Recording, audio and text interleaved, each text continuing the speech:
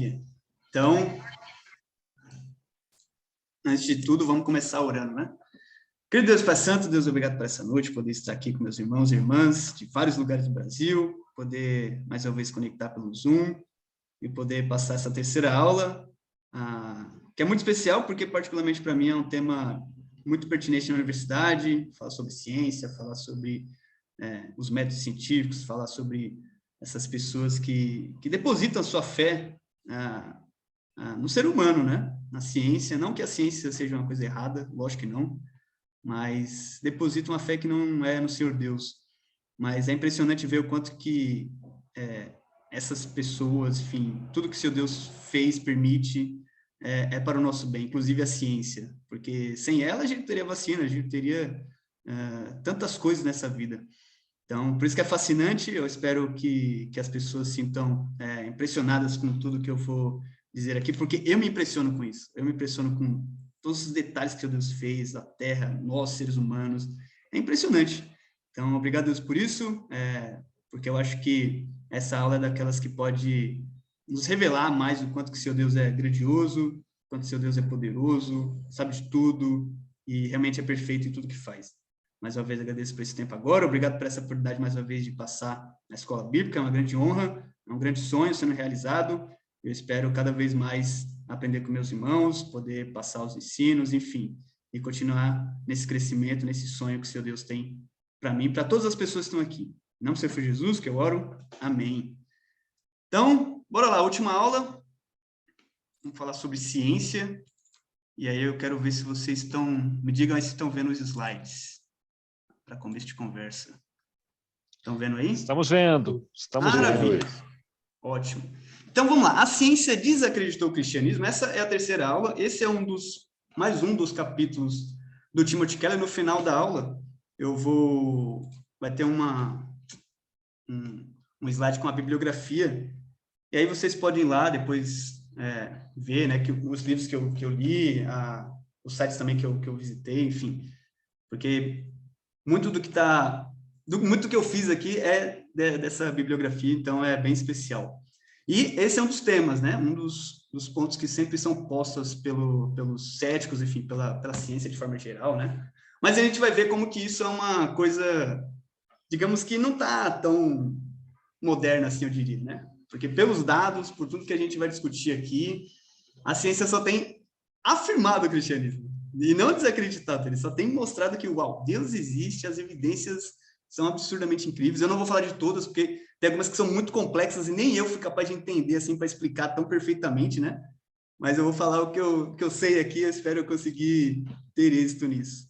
Então, bom, um dos grandes fatores históricos que levaram o cristianismo a ser desacreditado aconteceu no período iluminista. E aí, o que foi exatamente o iluminismo?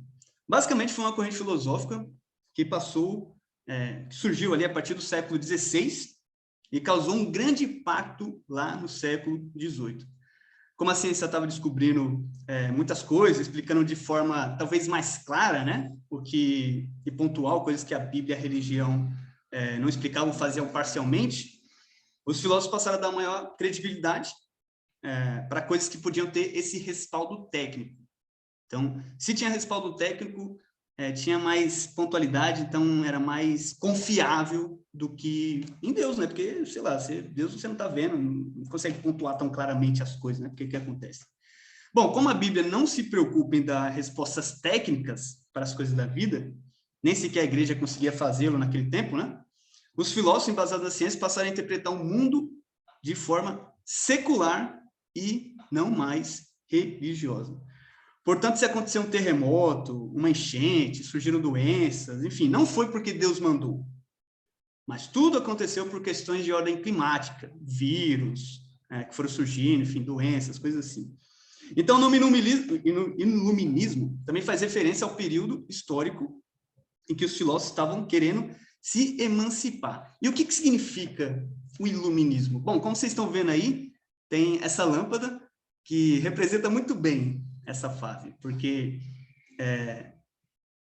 esses caras, como eles estavam se embasando mais pela técnica, pelos métodos científicos, o que aconteceu? Eles pensaram que, a partir da ciência, poderia haver respostas mais claras sobre a vida, sobre tudo que acontece.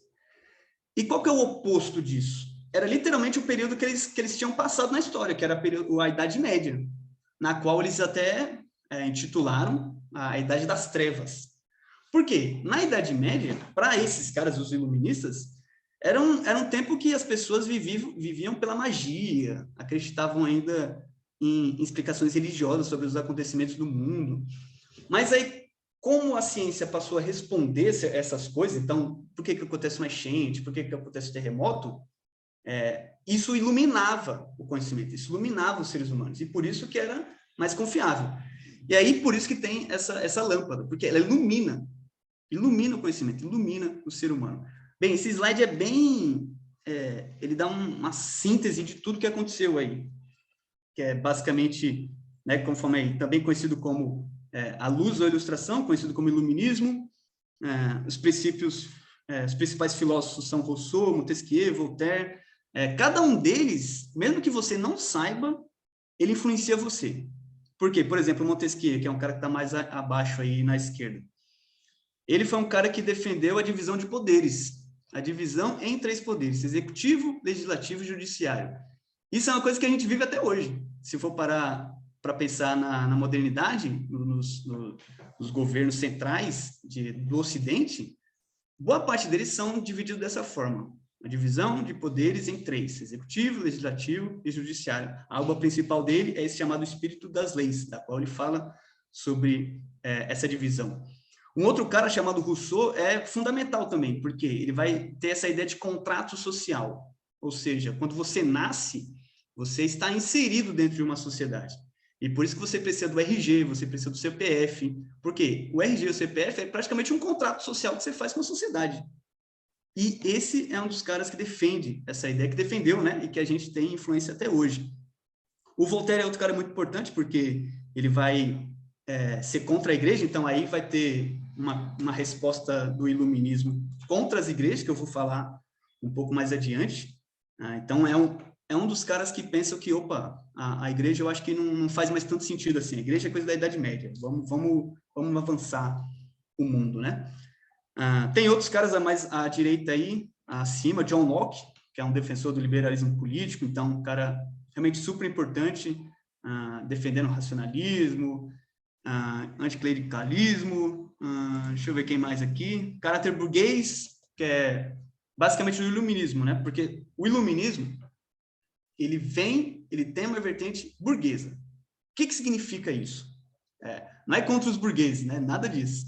A questão é que esse movimento surgiu dessas pessoas que passaram a ter formas de mercado que eram muito mais ligadas especificamente, começaram no mercantilismo, então trocas de mercadorias, mas passaram para o capitalismo. É uma coisa que eu não vou explorar aqui, porque também não é necessário, mas enfim, é uma coisa que é importante, porque até hoje a gente vive o capitalismo, certo? Não vivemos exatamente o mercantilismo, troca de mercadorias, embora a gente viva na troca de mercadorias, mas essas pessoas, como passaram a ter um sistema econômico embasado no capital, eles passaram a ter mais tempo para estudar, tempo livre. E eles usaram o tempo livre justamente para isso, estudar. Então, essas pessoas, muito desses intelectuais, se encontravam em cafeterias. Olha que maravilha. Voltaire, eu acho que... Eu já vi um documentário que ele tomava 65 xícaras de chocolate por noite, alguma coisa assim. Eu não sei como esse cara não morreu muito cedo. Mas, por quê? Esses caras lá se encontravam, tomavam seus cafés e discutiam política. Discutiam modos de pensamento, modos de governo e assim por diante. Então, por isso que esses caras, eles se influenciaram muito. E por que isso? Se você for parar para pensar, antes do iluminismo, no período, antes do capitalismo existir, o que existia era o feudalismo. Então, as pessoas que viviam naquele período moravam no campo. Então, essa ideia de estudar, ter tempo livre, era uma coisa que não era tão pensada assim.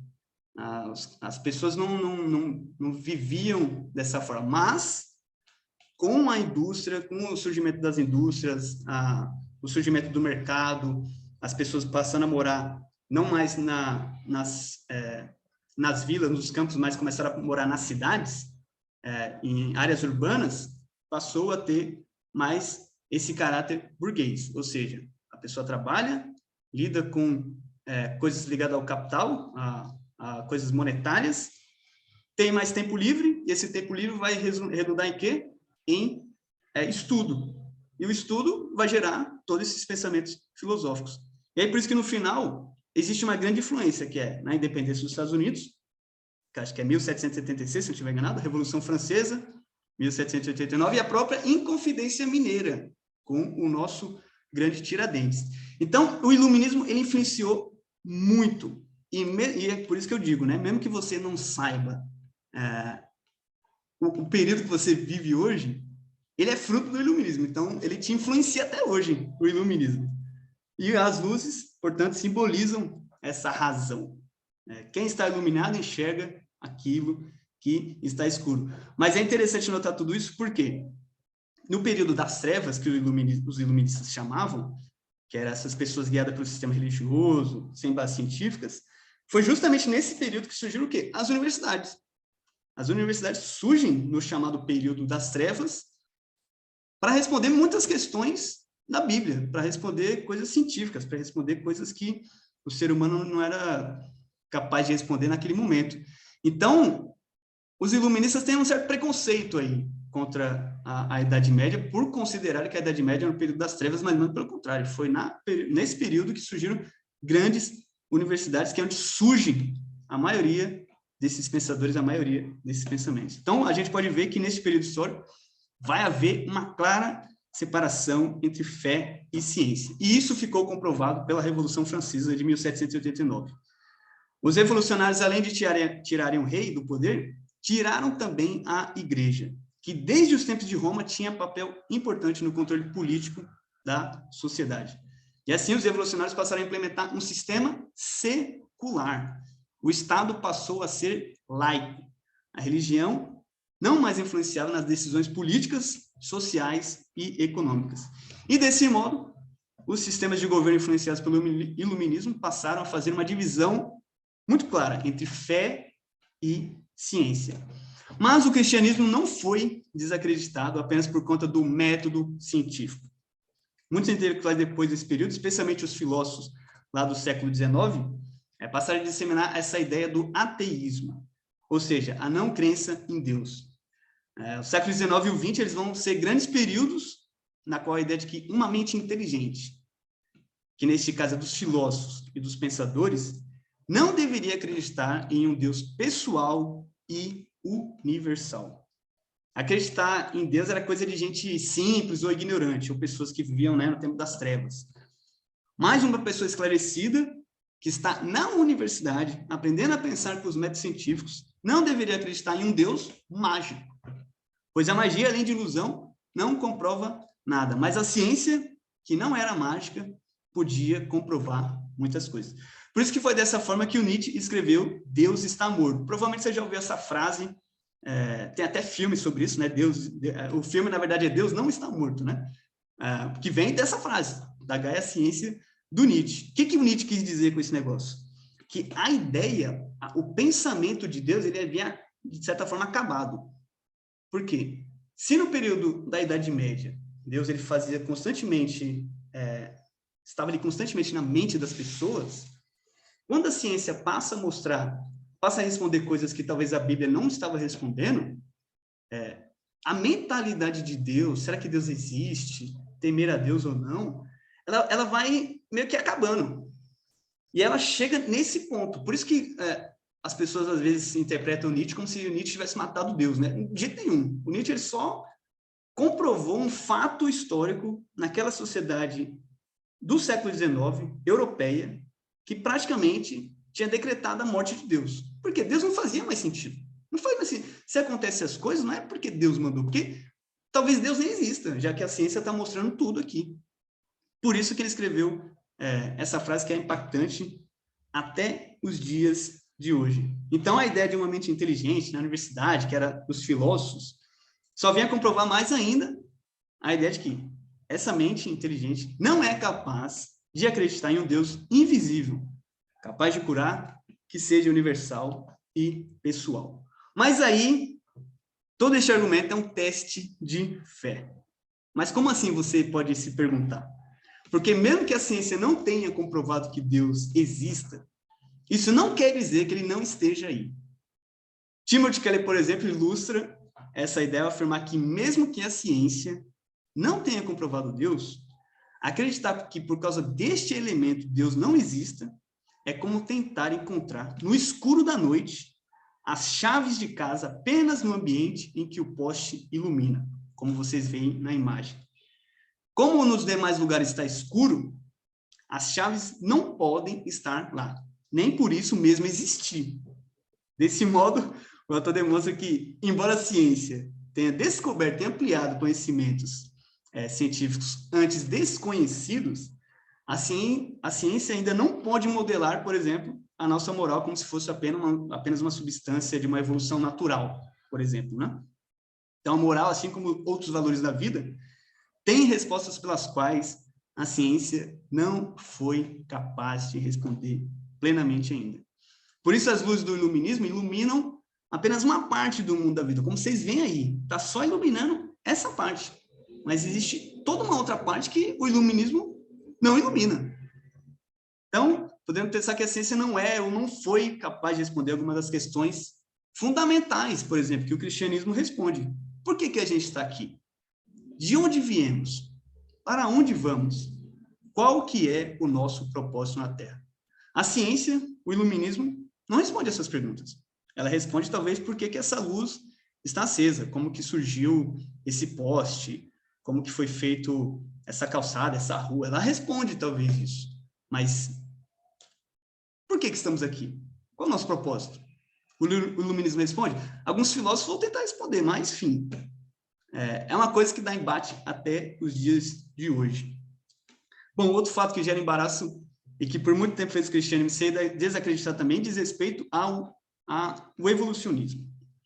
Charles Darwin, autor da teoria, nunca foi contra a Bíblia. Então, esse ponto é bem relevante, já que às vezes a gente tende a considerar que Charles Darwin era contra Deus, contra a Bíblia. Não, nada disso. Ele até incentivava missões, mesmo que ele não fosse crente, ao contrário da sua esposa, que era cristã. A evolução basicamente vai dizer que toda a vida se originou de material não vivo e se desenvolveu de acordo com a seleção natural e a especiação, à medida que mutações aleatórias efetuam mudanças sem propósito ou projeto ao longo de bilhões de anos. Ou seja, toda a vida na Terra surgiu de algo que não era vivo. E além da vida ter surgido de algo que não era vivo, essas coisas evoluíram em cadeias de outras espécies, como vocês estão vendo aí na imagem, que foram se tornando complexas ao longo do tempo. Portanto, a vida surgiu de forma simples, que se tornaram complexas ao longo da evolução. Este é um argumento bem conservador na linha dos evolucionistas ateus. Para eles, toda a vida na Terra surgiu desse modo, uma coisa simples que foi lá e se tornou complexas. Então, não existe Deus, tem outras explicações religiosas para essas pessoas. Mas nem todos os evolucionistas acreditam piamente nesse argumento. Além da evolução, levar ao pé da letra, por exemplo, sobre como foi a criação, pode deixar também as pessoas confusas. Tanto porque vão ler Gênesis e interpretar que tudo aconteceu em 6 dias, enquanto que os estudos científicos mostram que se passaram milhões, às vezes bilhões de anos.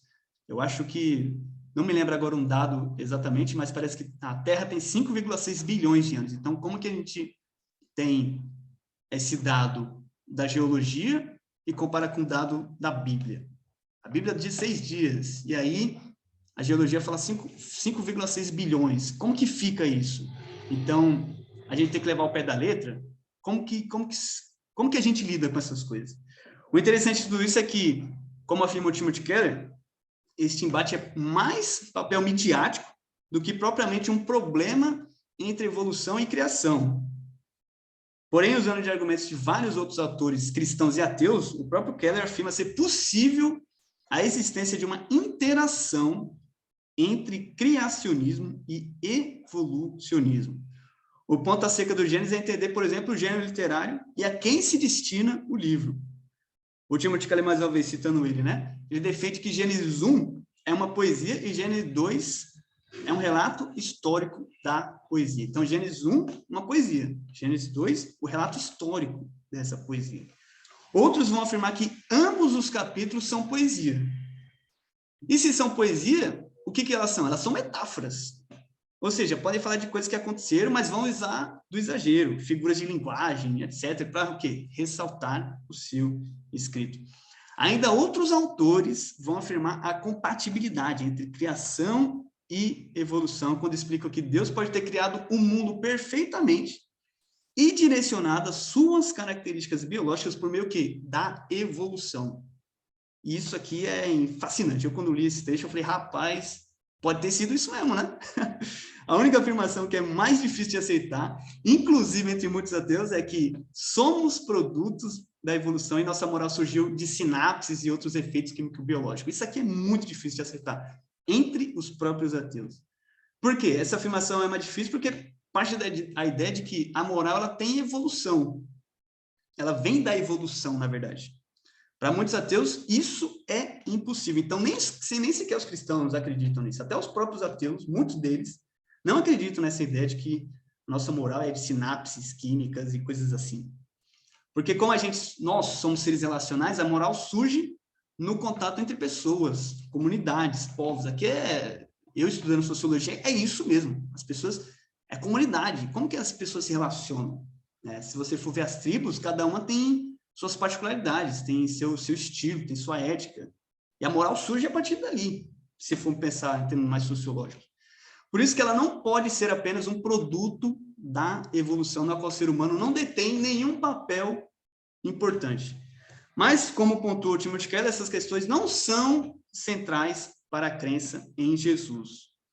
Pois, embora sejam relevantes e legítimas algum desses questionamentos, é só a partir da análise da vida de Jesus, papel central do ensino cristão, que pode ser avaliado ou não a fé.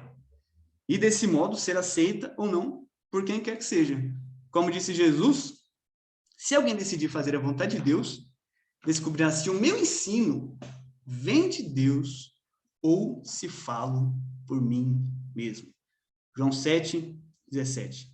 Interessante analisar em tudo isso que os milagres de Jesus não foram atos mágicos com fins de ilusionismo, mas tão somente uma demonstração clara da restauração da ordem natural. Por isso que eu coloquei essa imagem de Jesus ressuscitando, nesse caso, Lázaro, porque quando Jesus faz isso, ele não quer causar ilusionismo, ele não é um mágico, ele não está pensando em magia, ele está pensando em controlar as pessoas por meio desses efeitos. Muito pelo contrário.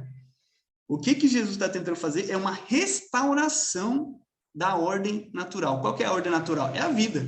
Por quê? Porque quando Deus nos criou, ele criou para a vida, não para a morte. Essa é a ordem natural. A morte não é a ordem natural pensada em Deus lá em Gênesis. Então, como o milagre diz respeito a essa suspensão da ordem natural, o que Jesus fez foi restaurar essa ordem, ao curar os doentes, alimentar os pobres e ressuscitar os mortos. Deus não queria a criação de doenças, nem fome, nem morte. O que Deus sempre quis foi a vida. E Jesus fez os seus milagres demonstrando que a sua restauração é o ponto-chave da sua vida terrena. Portanto, não é a suspensão da ordem natural, mas a restauração dessa ordem natural. E é interessante de se notar também que lá em Mateus 28, alguns dos discípulos, ao verem Jesus ressurreto, não acreditaram, como essa pintura do Caravaggio sobre Tomé. Jesus vai lá e não, vai Tomé, pega aqui, ó, encosta, né? Por quê? Esses caras duvidaram, os discípulos também duvidaram. E como afirma o Timothy Keller, ter um relato de não crença por parte dos próprios discípulos de Jesus só vem a demonstrar que a mente moderna não é mais inteligente que os antigos, já que os modernos eles têm essa arrogância, né? É só pensar de novo nos iluministas. Por que eles colocaram essa alcunha da Idade Média de Idade das Trevas? Porque eles, iluministas, se consideravam pessoas mais inteligentes, pessoas mais iluminadas. E só demonstrava que a arrogância desses caras comparado com quem viveu na Idade Média, que não, essas pessoas que vivem com ilusões, coisas do tipo.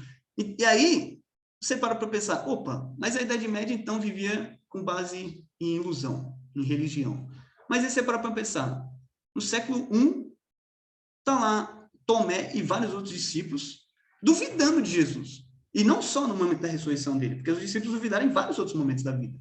Mas talvez a ressurreição de Jesus, o fato de Tomé ter dito, não, eu quero tocar, eu preciso ver, talvez seja mais, assim, claro para nós, né? Mas esses caras duvidaram muitas vezes. E se existe um relato bíblico falando dos próprios discípulos duvidando, então é para mostrar claramente para nós modernos e para todo mundo que essas pessoas não eram ingênuas. Elas não seguiam a religião por pura cegueira. Elas faziam o quê? Usando a sua racionalidade. Já que o iluminismo é racionalidade, esses caras também usaram da racionalidade. Então, ao ver Jesus ressurreto, até alguns duvidaram. Mas, portanto, é razoável acreditar que Deus opera no mundo biológico através de processos naturais. Como Deus trouxe a vida, a existência, qualquer que seja o processo que ele causou, permitiu que ocorresse, está dentro do alcance do aceitável. Por quê? Deus é Deus. Ele pode ter feito claramente, sei lá, criado o ser humano, criado tudo, mas a partir de coisas mais simples que evoluíram. Qual o problema de acreditar nisso? Ele é Deus, né? Teologia e ciência têm algo muito em comum. Por quê? Cada uma busca a verdade. E toda verdade é a verdade sobre Deus. Como Salomão observou, a glória de Deus é esconder as coisas, mas a glória dos reis é investigar as coisas. Olha que fascinante essa escritura. A glória de Deus é esconder as coisas. Mas a glória dos reis, e se for pensar toda a humanidade, é o quê? É investigar tudo isso. Como raios Deus criou essas coisas? Por que ele permite tudo isso? Como que a gente pode descobrir? Assim sendo, a gente pode notar que o que desafia o cristianismo, às vezes, não são os dados científicos, mas as interpretações naturalistas dos dados. A tendência para qualquer um que pesquisa ao longo do tempo é que quanto mais estudamos e entendemos a criação através da ciência, mais claramente vemos que deve ser obra de Deus. Nenhum bom crítico de arte, por exemplo, pode dizer que uma obra como a Mona Lisa é apenas manchas aleatórias ou de alguma forma que foi pintada a si mesmo. Ninguém pode dizer um negócio desse. Ou ninguém pode achar que, sei lá, uma peça de Lego que está aí do lado, né? A peça de Lego surgiu do nada. A peça de Lego não surgiu do nada. Alguém fez as coisas acontecerem. Tanto Da Vinci fez a Mona Lisa, quanto alguém pegou o Lego e fez também, pensando na Mona Lisa. A coisa foi criada. Não foi algo que surgiu do nada. Não foi obra do acaso, como eu questiono aí. Então, da mesma forma, a nossa crescente consciência de que a natureza é uma obra-prima torna cada vez mais difícil para um cientista hoje dar de ombros e dizer que aconteceu de alguma forma ou sempre existiu, como é muitos dos argumentos dos ateus e dos naturalistas. Então, por exemplo, desde a década de 1930, temos um corpo crescente de dados que mostram que o universo está se expandindo de uma maneira que implica que tudo nele veio de um único ponto e uma enorme explosão de energia, que é o Big Bang. Isso daqui é fascinante. Então, tudo veio de um ponto, e a partir desse ponto, como explodiu, a coisa começou a se expandir. Então, assim, parece convincente que o nosso universo teve um começo e que algo fora desse universo o iniciou. Parece Deus para vocês? Claro que sim. E os cristãos podem apontar logo para Gênesis 1 e outros versículos como confirmando essa interpretação. Mas se a ciência se restringe apenas a fornecer respostas naturalistas para explicar o que vemos, então nenhuma hipótese pode incluir Deus. Portanto, os cientistas devem postular um tempo imaginário, ou um multiverso, ou algum tipo de nada pré-existente, que de alguma forma tem as leis da física embutidas nele ali. Muitos só a consideram ciência desde que a resposta seja o quê? Estritamente naturalista. Então, para muitos, e eu estava até conversando com uma colega que faz física, eu tinha mandado um dos textos que eu estava lendo, né? E mandei para ela o texto. E ela falou, realmente é difícil para quem está na universidade, os físicos ali, sejam professores ou alunos, acreditar nessa ideia. E não é porque não tem dados. Veja bem, não é porque não tem dados. Tem dados. Eu aqui acabei não citando, mas muito dessa ideia veio do próprio Albert Einstein. Quando ele faz a teoria da relatividade geral, ele descobre que o universo está se expandindo. E quando existe essa ideia que vem do Einstein e que diz que o universo está se expandindo, então, opa, talvez Deus exista. Por quê? Se está se expandindo, ele veio de algum ponto. E se veio de algum ponto, talvez ele não existia antes e passou a existir. E se ele explodiu, o que é o mais lógico disso? É que essa explosão foi, na verdade, o ato de criação de Gênesis 1. Então, olha que fascinante isso. Mas para muitos desses caras naturalistas, o que eles vão considerar? Ah, não, isso aí é uma resposta, sei lá, enviesada, né? Eles não vão considerar ciência porque não é exatamente naturalista. Mas, note mais uma vez, os problemas não são os dados, que claramente implica o quê? Em um começo, uma criação do nosso universo. E o problema é o viés filosófico do naturalismo que exclui Deus como explicação científica para tudo isso. Os céus estão declarando a glória de Deus, muito bem. Mas o naturalismo, o quê? Nos impede de vê-la. E não é apenas o começo do universo que é surpreendente. Né? Nosso universo simplesmente tem um tamanho, densidade, composição química e equilíbrio de forças certas para tornar a vida possível em qualquer lugar. Eu não peguei esse dado aqui para falar com vocês, mas eu tinha lido ou ouvido de alguém que se o Sol está um pouquinho mais afastado ou um pouquinho mais próximo da Terra, praticamente não existe vida aqui. Porque se ele está um pouquinho mais afastado, a gente ia morrer de frio. Se ele está um pouquinho mais perto de nós, a gente ia morrer de calor. Então, como é que a Terra ia existir? Como é que o ser humano ia existir? Não ia existir. Então, o céu está perfeitamente colocado no universo a ponto de causar vida em nós. Olha que impressionante isso. Esses dados são realmente fascinantes. Quanto você mais vai lendo, mais você vai percebendo toda a obra de Deus. E o mesmo que se aplica ao planeta Terra. Os cientistas seculares hoje descrevem a Terra como rara e sortuda, por ter o quê? Precisamente o equilíbrio certo de tamanho, massa, composição, rotação, planetas irmãos e um Sol amigável para tornar possível a vida complexa no planeta Terra. Então, quanto mais exoplanetas a gente vai descobrindo, mais a nossa Terra e o nosso sistema solar parece um lance de dados incrivelmente sortudos. Em algum momento, acaso, como afirmam os cientistas ateus, se torna tão improvável que é mais fácil dizer milagre ou design para ter uma resposta mais pontual. Porque é muito louco falar obra do acaso. Não parece ser obra do acaso. Parece que a coisa foi feita muito bem pensada, muito inteligente. E que essa coisa existe fora de nós, fora desse mundo, que é, nesse caso, Deus. Então, pode-se observar a mesma tendência ao longo do tempo, o quê? Em biologia, em bioquímica e genética, como vocês veem no slide da direita. Né? A cada nova descoberta cresce o quê? A sensação avassaladora de que a vida não é simplesmente química, mas sim sistemas de processamento de informação estupendamente complexos. Porque pensa nessa imagem, pensa nesse DNA. Cada coisinha que está aí, ela forma o ser humano. Então, está ali o pulmão, está ali o coração, o cérebro. É impressionante como cada coisinha que se alinha, que se junta, ela forma um corpo, o corpo humano. E forma, enfim, várias outras coisas incríveis. Os animais. É impressionante isso. Como que essa coisa pode ter surgido do nada? A gente pode pensar. Anos atrás, a célula simples era chamada de bolha de protoplasma. Hoje, as células contêm redes intricadas e interligadas de máquinas de proteínas. e linhas de montagem que são cuidadosamente reguladas e controladas por vários loops de feedback.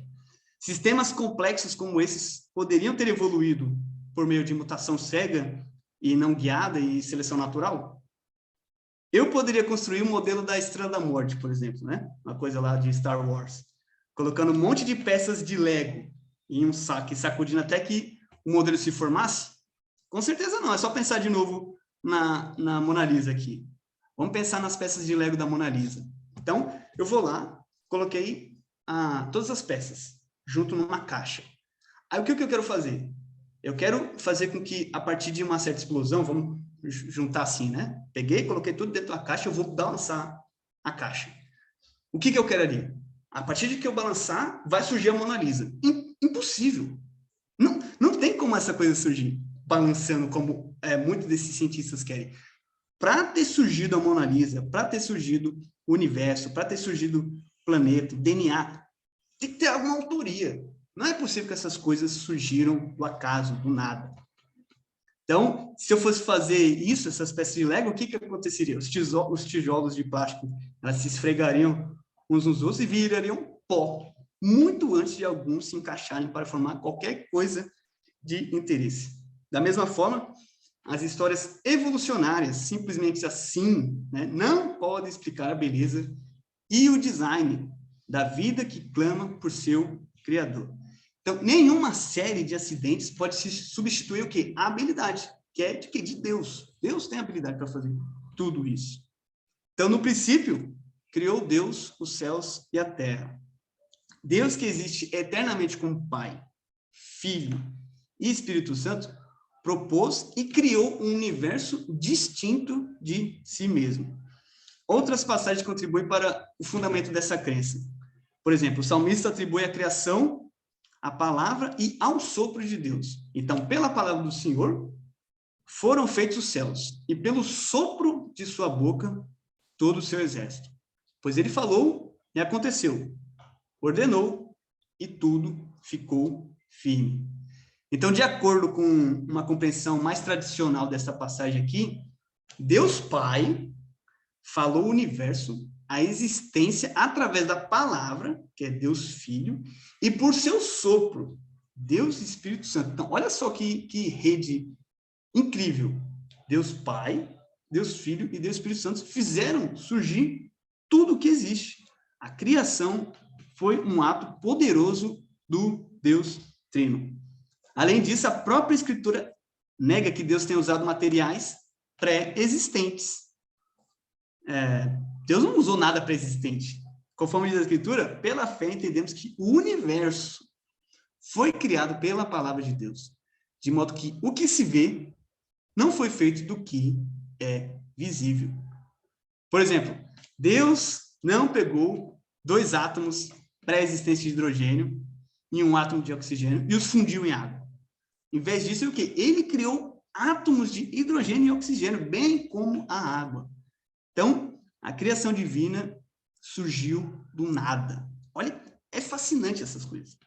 De acordo com o restante do relato da criação de Gênesis 1, a igreja também acredita que Deus criou todo tipo de coisa que existe. Luz, água, ar, solo, vegetação, o sol e a lua e as estrelas, as criaturas do mar, os pássaros alados, as criaturas da terra, e finalmente o quê? Os seres humanos, à imagem divina.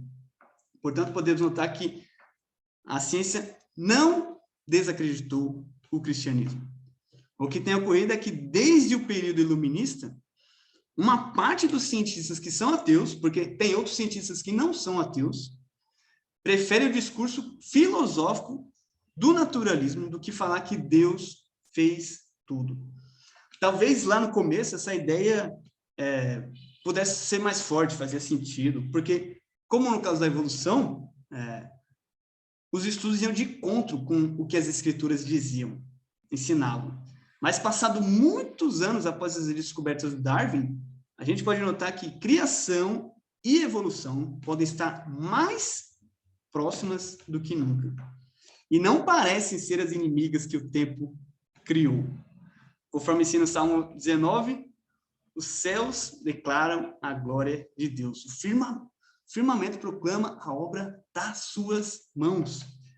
Se cada pessoa estudar um pouco mais a ciência e ver o quão complexas são todas as coisas que existem, chegará à conclusão de que essas coisas não podem ter surgido do nada, sem que uma inteligência por fora as criasse. Existe um autor inteligente por trás de toda a criação, e esse autor é, logicamente, Deus. Então, aqui eu encerro. Essas são as referências bibliográficas. Timothy Keller, que eu citei muito hoje, né?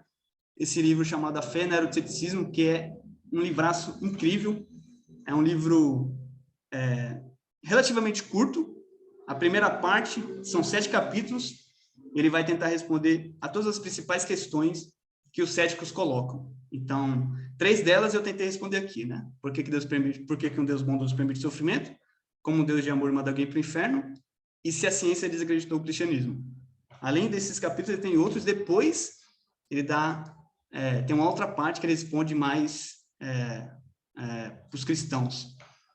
Tem esse outro texto do Gessler, chamado Não Tenho Fé Suficiente para Ser Ateu. Só pelo tema do livro é fascinante, né? Como assim não tenho fé suficiente para ser ateu? Desde quando eu me deparei com esse livro, acho que tinha uns 16 anos, eu fiquei assim, fascinado, porque, caraca, um ateu precisa ter mais fé do que um cristão. E aí, se você for parar para ver tanto o livro, quanto, espero que a minha aula também tenha contribuído para isso, o ateu ele tem que ter mais fé mesmo, porque as evidências estão aí, Deus criou tudo. Cada coisa que a gente vai ver no Gênesis e várias outras escrituras, que os cientistas estão tentando responder, estão ali na Bíblia. A questão é a gente interpretar, porque a Bíblia, mais uma vez, ela não tem o objetivo de responder questões técnicas. Ela não é um livro de ciência. A Bíblia não é um livro de ciência, é um livro sobre a vida, é um livro sobre como a gente se aproxima de Deus, como a gente lida com os nossos pecados. E aí você lê esse livro, é fascinante, porque, uau, ele responde cada coisa. Então, basicamente, se o Timothy Keller ele responde de forma mais abreviada, digamos assim, o Gessler ele vai a fundo e ele vai responder ponto por ponto, e por isso que é um dos livros fascinantes, eu amo demais. O outro livro que eu dei uma lida foi o Friedrich Nietzsche. Esse é um dos filósofos ateus, se a gente pode considerar assim. Eu considero ele genial, porque além de ele ter tido aquela frase Deus está morto, né, que eu acho fascinante, por conta dessa vontade dele. Eu acho que era um cara perturbado com aquela sociedade, via que era um bando de gente ignorante, um monte de gente cheia de problemas, seja religiosos ou ateus, e ele tinha, assim, querendo quebrar tudo mesmo, né? E esse livro chamado Anticristo, embora pareça uma crítica violenta a Jesus, na verdade é uma crítica violenta aos discípulos, porque Jesus é basicamente o cara para o Nietzsche. Mas os discípulos não são tão os caras assim. Por isso que foi importante dar uma lida no Nietzsche, porque ele é um contraponto, né? Já que a gente está lendo muitos cristãos, pô, o Keller, o Gessler, o próprio Piper, o Douglas Jacob, eles são cristãos. Então, poxa, vamos ler um outro cara, né? Que faz um contraponto. E o Nietzsche é um cara que eu gosto bastante, por isso que dei umas folheadas nele. Dizer que eu entendi, aí é outra história. Não entendi completamente. Desde quando ele genealogia da moral dele, é outro livro dificílimo. São livros curtinhos, por sinal, mas é de uma densidade absurda. E aí, os sites do John Piper, que é um cara muito bom, esse site Desiring God, gosto muito. Você pode pesquisar praticamente qualquer coisa que tem no site dele. E o site do Piper é um site de graça. Então, é diferente do Douglas Jacob. O Douglas Jacob, que é um dos mestres da nossa igreja, né? Ele é pago anualmente. Então, eu tenho acesso, porque o Salomão aquele acessa, então ele paga, e aí faz com que eu consiga acessar também. E aí, esses são os caras que eu dei uma lida. Tem muitos artigos do Design God, muitos do Douglas G, que eu não coloquei aqui. Mas, enfim, se você colocar qualquer coisa lá sobre ciência, inferno, enfim, aparece muitos textos e dá para estudar bastante também. Então, fica aí a bibliografia. E agora é o momento das questions, né? Então, quem tiver dúvidas, quem tiver críticas também, esse é o momento.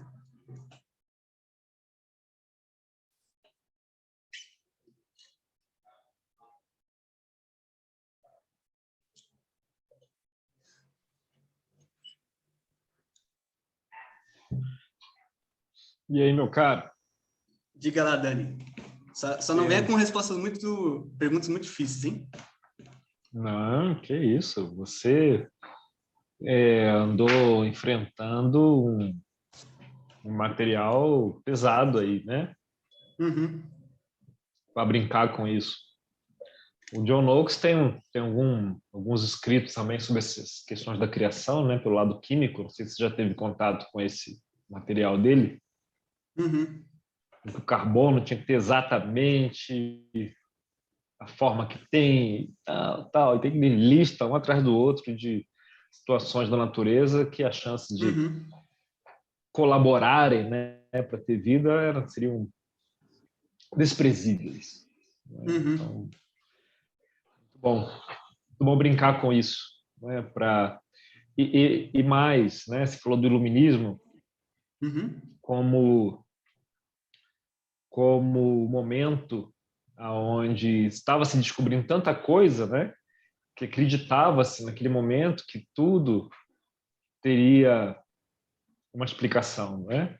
Uhum. E essa é a grande armadilha que a igreja demorou a entender, não é? Que é como você falou, a Bíblia não é um paper, não foi feito para Uhum. ser um paper. E Gênesis não foi feito para ser um paper, né? Mais uma poesia que aponta para a criação, né? Para a glória de Deus do que um paper. Uhum. Os caras, isso mexeu, mas o que você está falando isso mexia muito comigo quando eu comecei a Uhum. estudar a Bíblia. Meu passado mais agnóstico, né? Bastante cientificista. Eu lia Gênesis e falava, pô, mas não aconteceu desse jeito, não dá para ser desse jeito, né? E isso, Uhum. de certa forma, machucava as minhas tentativas vacilantes de construir fé, né? Uhum. E você, ao endereçar isso, né? Você falou também da evolução, né? Com uma metodologia aí, que muita gente não entende que se fala teoria da evolução, né? Aí você fala, mas é que é só uma teoria ainda. Assim, não. Se chama-se de teoria porque academicamente esse é o nome que se dá. Mas ela Uhum. tem tantas evidências em torno dela que você se dá como algo absolutamente verdadeiro, né? É. Apesar de ter esse nome de teoria. Né? Uhum. Mas ela também não explica absolutamente todas as coisas. Uhum. Então, o que... E essa sua busca, lendo também literatura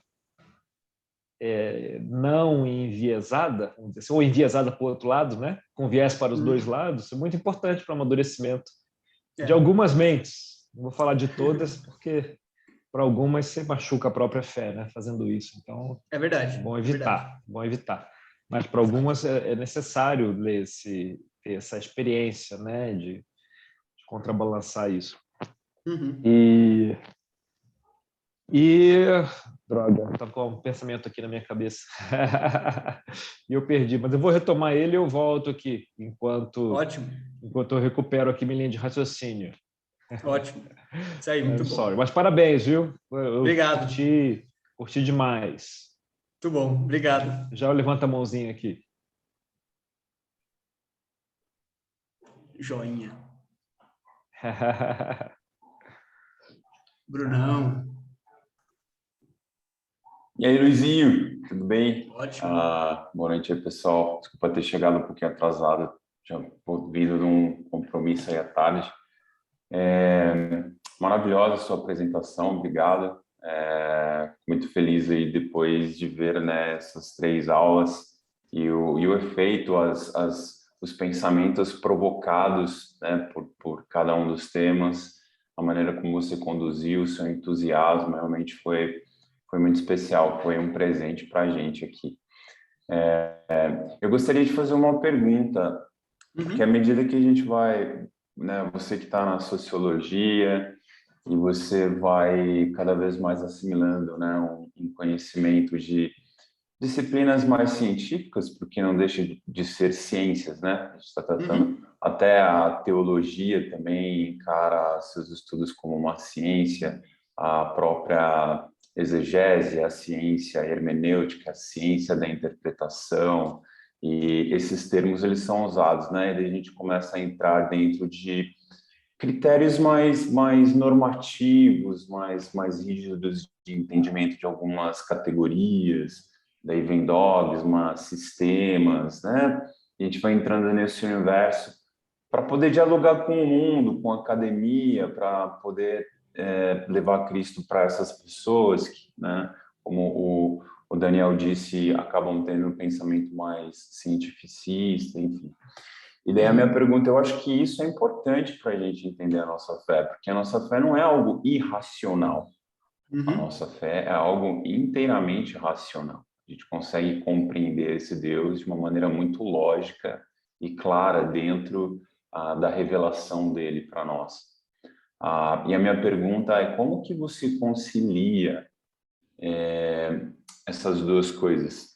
A necessidade por um entendimento racional de Deus, mas ao mesmo tempo uma necessidade de se envolver devocionalmente com Deus, de se envolver emocionalmente com Deus, de você estar ali de corpo e alma entregue a esse Deus, né, em oração, em disciplinas espirituais, na prática, enfim, da leitura da palavra. Mas como que você encontra um equilíbrio entre a necessidade desses estudos mais profundos que exigem um pouco mais, enfim, né, desse conhecimento que nem muitas vezes não é o que agrada muita gente, mas muito importante, e ao mesmo tempo essa coisa de uma relação íntima, pessoal, com o seu Deus, seu Criador. Como que você concilia essas duas coisas? Ótima pergunta. Me veio na mente uma escritura de Atos, acho que é 4, versículo 2, se não estiver enganado. Deixa eu ir lá, só para responder certamente.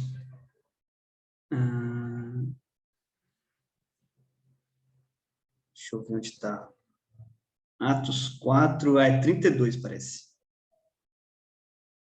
Porque essa escritura responde um pouco, e tem uma outra também que vai responder melhor. Diz assim, Atos 4, 32. Da multidão dos que creram, um meramente e o coração. Só esse trecho aqui.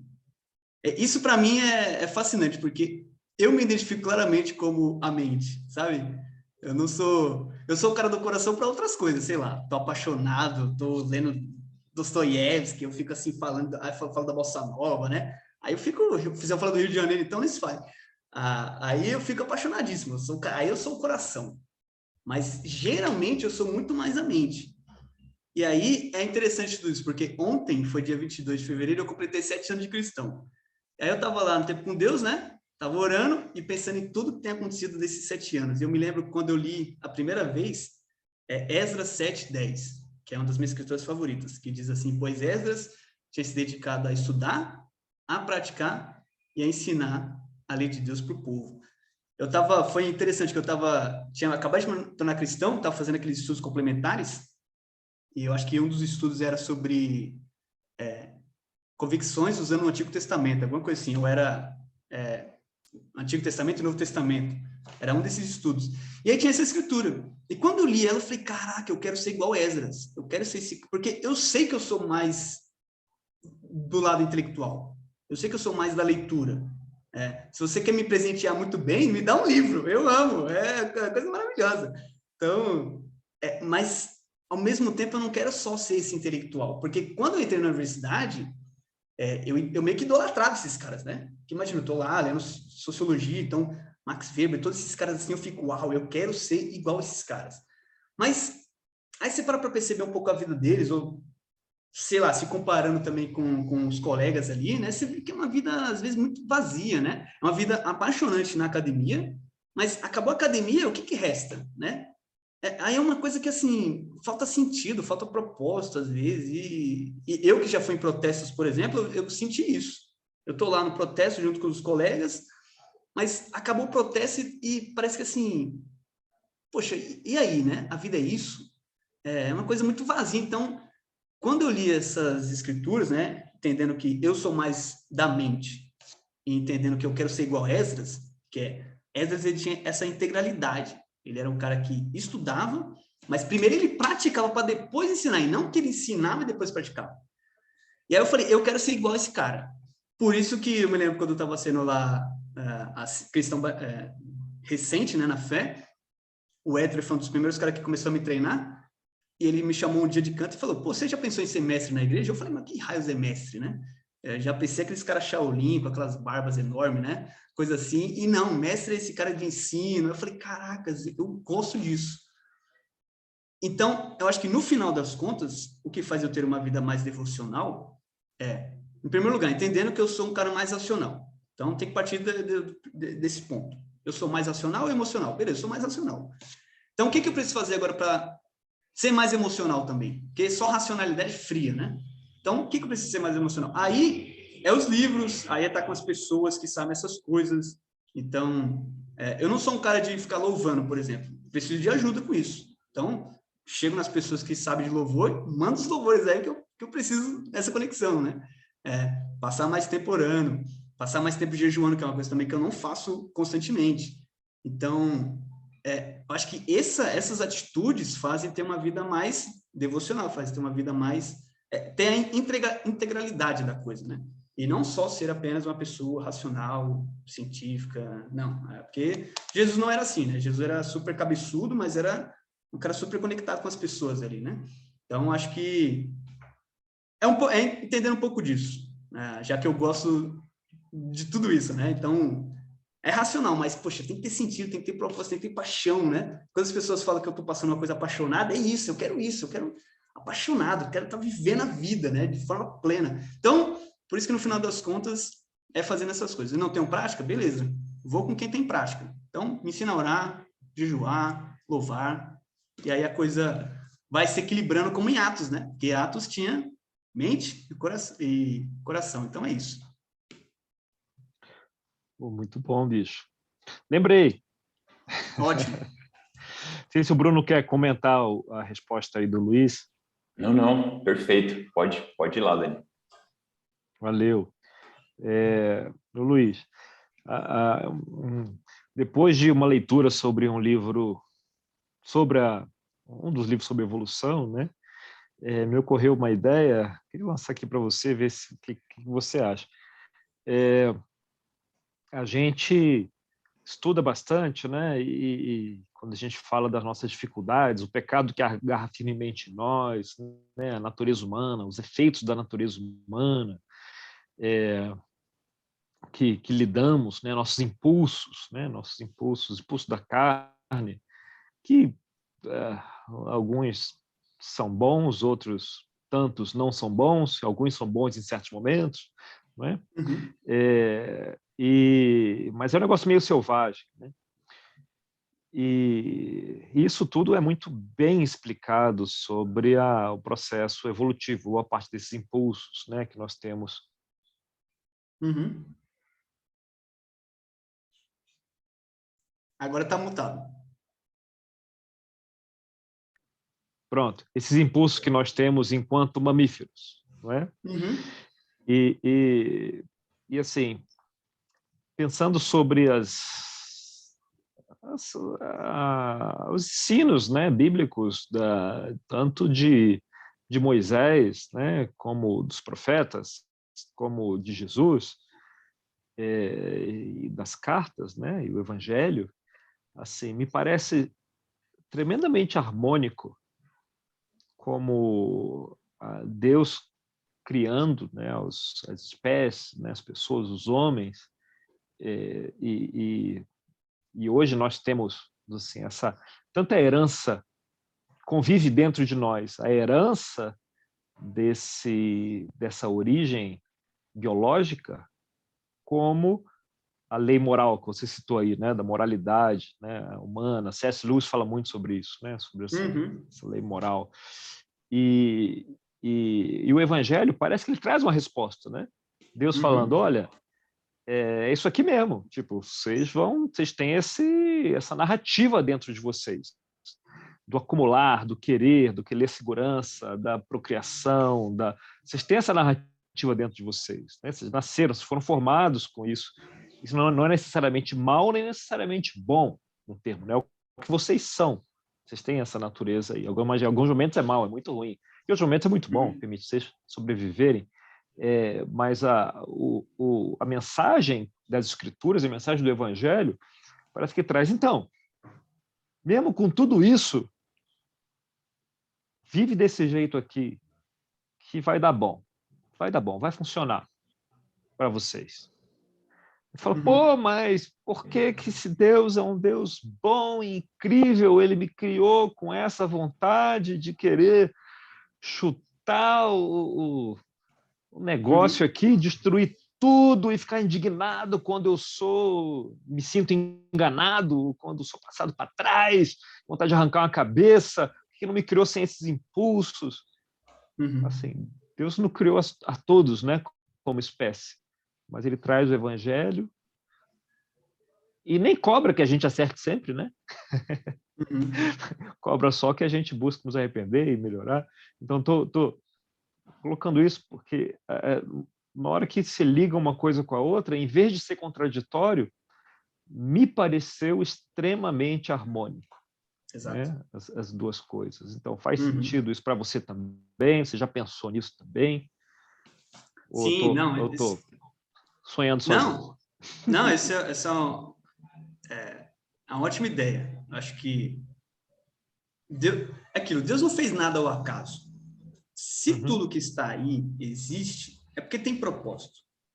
Por exemplo, eu citei isso na primeira aula sobre sofrimento, mas eu também tenho um amigo aqui que ele tem certos problemas de saúde.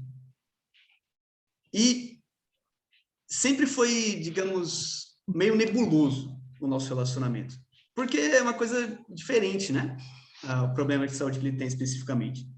Até que ele passou um filme para nós aqui, que a gente mora junto. Ele falou, ó, esse filme é bom porque vocês vão entender como eu me sinto, como eu penso e tudo mais. E depois que eu vi todo o filme, eu fiquei assim, chocado, fiquei muito, não abalado, mas eu fiquei me perguntando, poxa, por que Deus cria essas coisas, né? Porque assim, não é possível um negócio desse. E eu me lembro que a resposta dele foi fascinante, que ele disse assim, não, eu acho que Deus, mesmo eu tendo esses problemas, ele me criou dessa forma para que eu pudesse ajudar outras pessoas, para que outras pessoas pudessem ver a sua obra.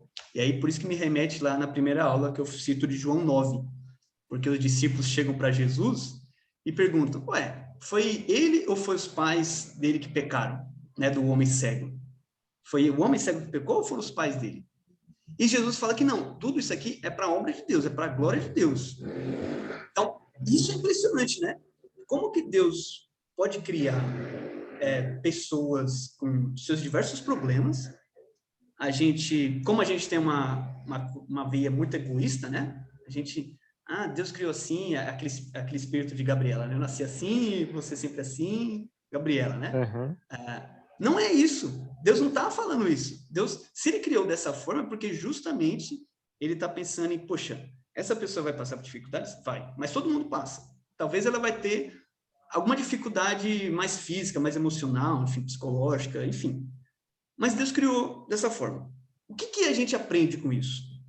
Eu acho que tem muitos ensinos. Talvez de você ser mais benevolente, talvez de você se doar mais para o outro, talvez de você parar de olhar muito para o seu umbigo, né? Eu estou com muitos problemas aqui. Não, mas calma aí, esse cara tem mais problemas que eu. Será que eu não vou conseguir ajudar um pouco? Porque esse cara com muitos problemas consegue ajudar um monte de gente estando em dificuldade do que eu aqui sem problemas, né? Eu fico assim, caraca, tem coisas profundas que Deus está querendo ensinar aqui. E por isso que eu acho que faz sentido essa harmonia, como se disse. Não sei se responde um pouco, de ver que, uau, tem pessoas com as suas dificuldades, sim. E tem pessoas que talvez não tenham as mesmas dificuldades. Mas Deus cria isso para criar esse espírito de harmonia, de humildade, todas essas coisas. Porque eu me lembro de quando eu fazia educação física, olha só, antes de tentar ser sociólogo, eu queria ser jogador de futebol. Aí não deu certo jogador de futebol, fui para educação física, né? Aí o que aconteceu? Eu estava lá numa aula, num seminário, alguma coisa assim, aula, seminário, enfim. E tinha um cara que era paraplégico, que estava na cadeira de rodas. E ele falou uma coisa que eu fiquei assim, caraca, é isso mesmo. Ele disse assim, a questão da pessoa que vive na cadeira de rodas não é que ela precisa ser incluída exatamente na sociedade, ela precisa não ser excluída. Porque se a gente está pensando no contrato social do Rousseau, essa pessoa já faz parte da sociedade. Então, o que a sociedade faz? Ela exclui essa pessoa porque ela tem deficiência. Mas o que a gente deveria fazer? É não excluir. E o que Jesus tenta fazer ao restaurar toda a sociedade ali? Não, a gente não pode excluir esse tipo de gente. Elas têm seus problemas? Têm seus problemas. Mas a gente tem que ajudar, a gente tem que estar junto com elas. Então, isso é fascinante, porque mostra de novo como a gente tem que se desapegar dos nossos egoísmos, do nosso orgulho, em prol dos outros. Porque até esses outros ensinam muitas coisas espirituais que nem sequer a gente é capaz de imaginar, né? Então, enfim, é mais ou menos isso. Não sei se respondeu. Mas é isso. Você deve ter respondido umas 4 perguntas já, Cussi. Então, ótimo. Muito obrigado. Denilson. Hoje quem levantou a mão, na verdade, foi a Paula aqui. Mas eu só queria pegar carona aí nos comentários de vocês, né, antes de passar para a Paula.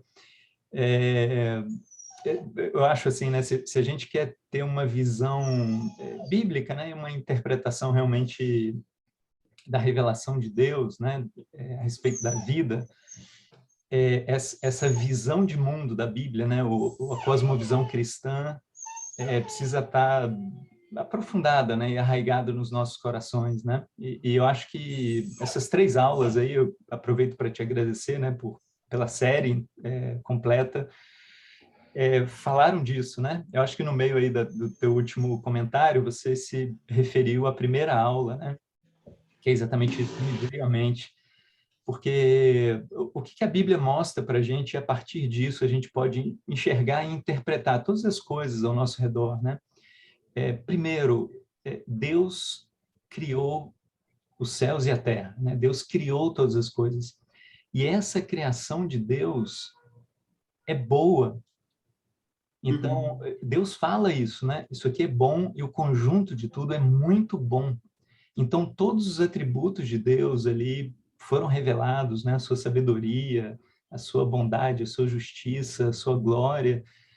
Tudo isso estava presente no cosmos, né? Lá de Gênesis 1 e 2, é isso. Então, a criação é boa, Deus criou a coisa boa.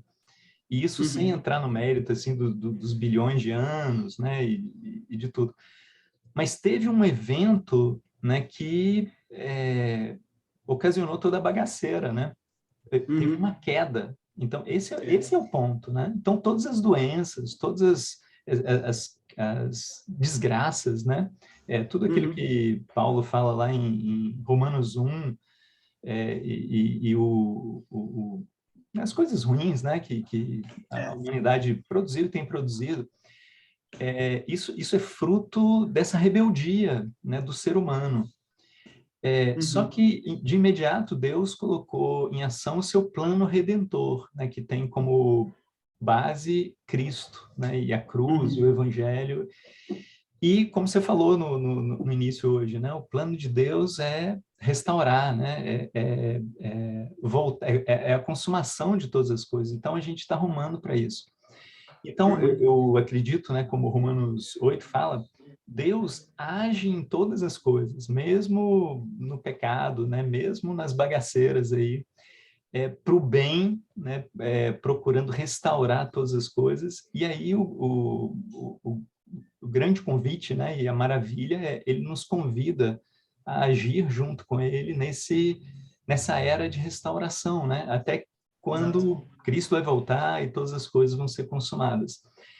Esse panorama, né, essa visão de mundo cristã é essencial, né, para a gente interpretar as coisas que vêm à tona. Mas é isso, muito obrigado. A Paula levantou a mãozinha. Obrigado. Eu queria só agradecer, Luiz. Muito legal, viu? Tão inspirador te ouvir.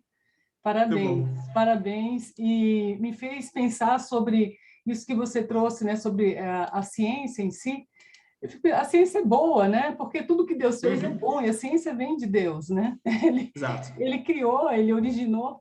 E eu acho que a questão toda é isso que você falou do propósito, né?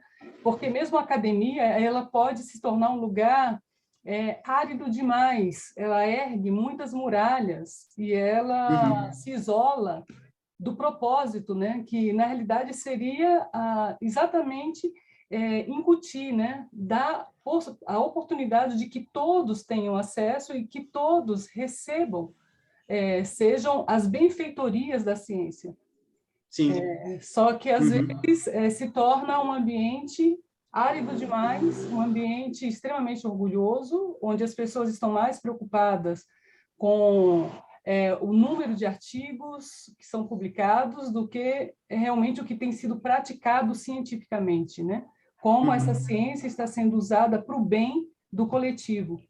Então, eu acho que essa questão, né, isso é muito forte, que é o propósito mesmo da vida cristã, né? Também como discípulos, né, nós também precisamos tomar cuidado para não nos tornarmos assim, né? Só os conhecedores da palavra sem a prática, né? Sem levar essa palavra naquilo que realmente ela precisa alcançar, né? Que o propósito de Cristo foi esse, né? Foi acesso. Então, essa acessibilidade, né? Todos precisam, né, ter acesso. Então, acho que esse é o grande desafio, né? Permitir esse acesso na necessidade do outro. Sim. Né, de uma forma espiritual. Então, queria muito te agradecer, viu? Foi muito rico. Amém. Muito rico. Fiquei muito feliz de te conhecer, não te conhecia. Desculpa ter as outras 2 aulas. Mas não, tudo bem. Tá ótimo. Gravado, né, Luiz? Está gravado. Exato. Exatamente. Obrigado. Não, ela quer ver ao vivo, você tem que dar um jeito aí. Me chama para Brasília, eu dou ao vivo aí. Aí. Já está convidado. Só chegar. Eu acabei de fazer um feijão novo aqui. Ó, tá... Olha só. É isso aí. Café eu ofereço aqui. Ótimo, ótimo. Se tiver casa e comida aí, café, tá ótimo. Aí eu posso dar aula. Casa, comida e café, não necessariamente nessa ordem. Exato.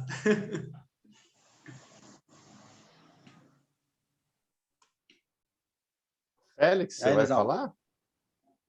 Opa! Só um segundinho, né? De fato, realmente eu quero agradecer, realmente, porque, como você diz, eu vi esse rapaz crescer, né, com tanta determinação, né? E hoje, por ver realmente, quando ele foi fazer vestibular, se não me engano, foram 46 livros que ele leu, né? Puxa, eu com essa mentalidade tosca, né? Então eu vou ter que mexer alguma coisa. Foi aí que comecei a ler a Bíblia, né? E o que me reforça, né, é assim, eu sou mais de pesquisa, né? Não gosto muito de ler, né? Mas assim, gosto de ler a Bíblia, né?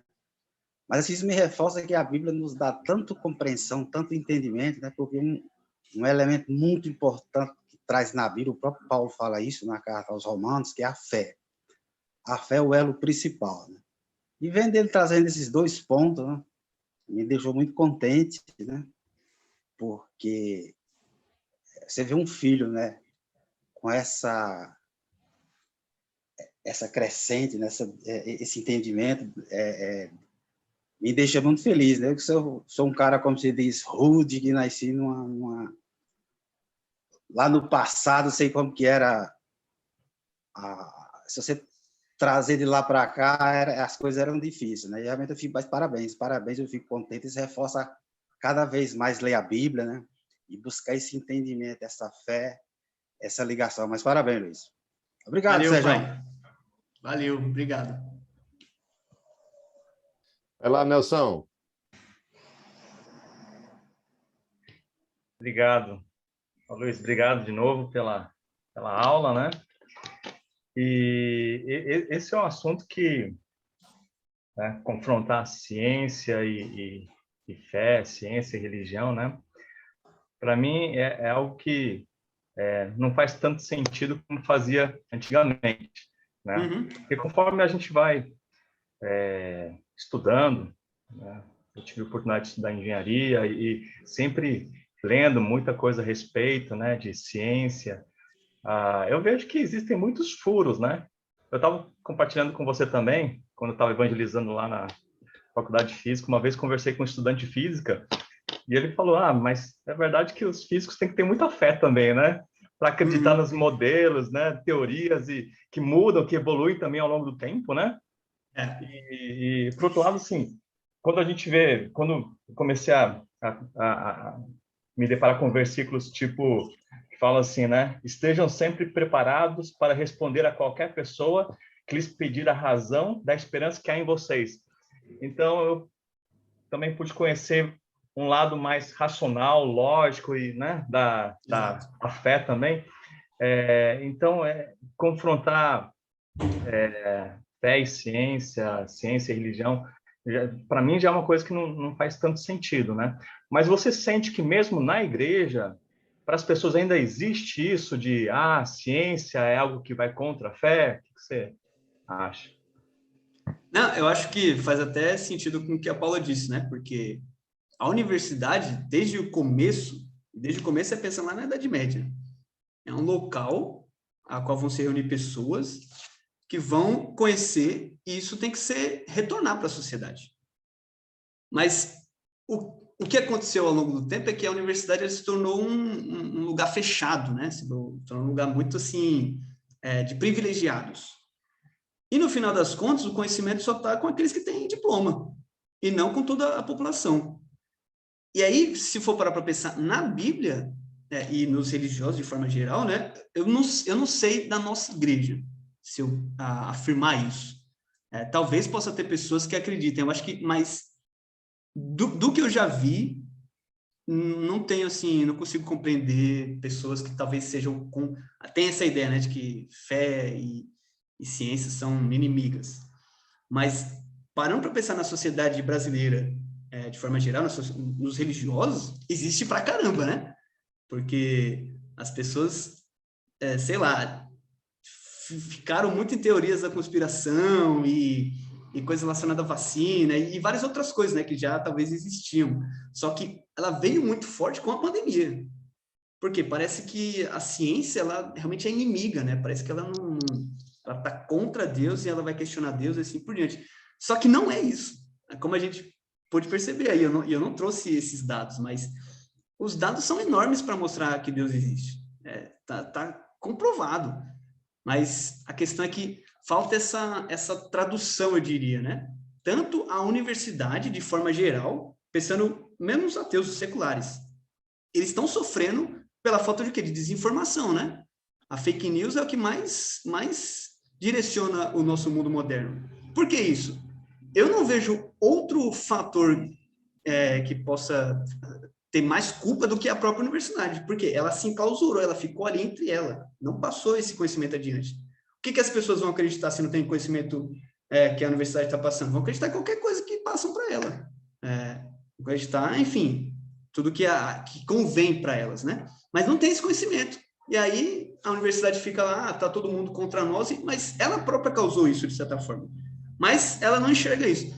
E no caso da igreja, talvez falta mais essa tradução, porque, conforme você citou essa escritura que eu também citei lá na primeira aula, né? A gente tem que ter respostas para a nossa fé. A nossa fé não é uma coisa só emocional. A coisa é racional. Eu coloquei aí no slide, né, os discípulos duvidando de Jesus. E se existe um relato de discípulos duvidando de Jesus, então é porque a coisa não é apenas emocional. Tem uma racionalidade ali, porque Deus é um ser intelectual. Deus, ele quer que a gente pense.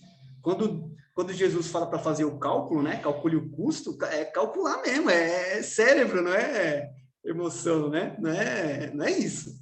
Então, por isso que, assim, a universidade ela sofre por estar enclausurada e, ao mesmo tempo, talvez na igreja falta mais essa tradução, né? De mostrar que, olha, as escrituras estão dizendo isso aqui e a ciência só está comprovando o que as escrituras estão dizendo. Basta a gente ter esse entendimento e ver que, não, a ciência não está contra o cristianismo, não está contra Deus, e ela só tem comprovado, né? Então, por isso que a coisa... Eu sinto que é mais simples do que se imagina, mas é como disse Salomão, né? Deus fez tudo muito simples, mas o ser humano complica. Então, lá na Eclesiastes, então é isso. Ô, Luiz, só um comentário aí, né, em cima também, rapidinho, do que você está falando, Porque, às vezes, né, o que eu percebo também é que não apenas a academia, mas outros ambientes, né, reagem à fé, mas não a fé cristã, né, mas a um estereótipo de fé que é passado na sociedade como se fosse uma fé cristã, mas que, na verdade, não é genuinamente cristã, né? Eu acho que hoje em dia a gente percebe muito isso. Eu me lembro de um autor do Chesterton, né, lá do século XIX, XX, que ele falava isso, né? Na verdade, o cristianismo não foi experimentado pela sociedade, né? Ele foi achado muito difícil e rejeitado, né? Ele fala algo mais ou menos assim. Porque são poucas pessoas ao longo da história, né, que genuinamente viveram um relacionamento com Deus e a prática, não perfeita, obviamente, né, mas cristã. Então, eu acho que muita reação, né, da academia e de outros meios é alguma coisa que se chama cristianismo, mas que, na verdade, biblicamente falando, não é, né? Exato, exato.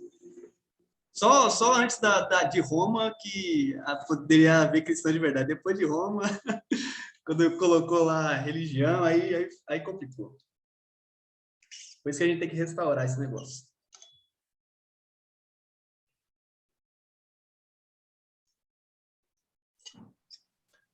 Luiz, acho que... Valeu. Daniel, você vai perguntar algo? Ainda não. Não, eu ia só agradecer, terminar agradecendo. Pode encerrar, meu cara. É só dar tchau.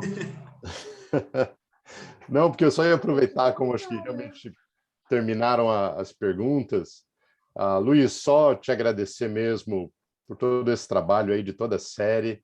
Eu sei que você vem preparando há algum tempo, concentrou bastante aí no final do ano.